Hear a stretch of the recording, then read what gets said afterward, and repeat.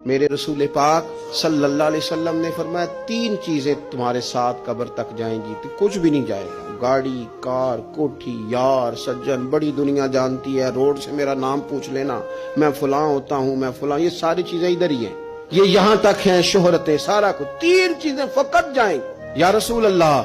صلی اللہ علیہ وسلم وہ کون کون سی؟ تو نبی پاک صلی اللہ تعالی علیہ وسلم نے فرمایا ایک علم نافع، اپنے علم سے کسی کو فائدہ دے جاؤ، اور دوسرا فرمایا نیک اولاد جو تمہارے پیچھے دعائیں کرے گی، اور تیسرا فرمایا صدقہ جاریہ،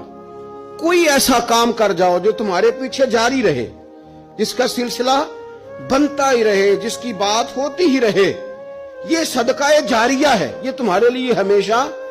جاری رہے گا۔ وہ شخص جس نے کنواں کھدوایا، وہ جس نے قبرستان کو جگہ چھوڑ دی، وہ جس نے رستہ کشادہ کر دیا، وہ جس نے اپنی زمین مسجد کو وقف کر دی، وہ جس نے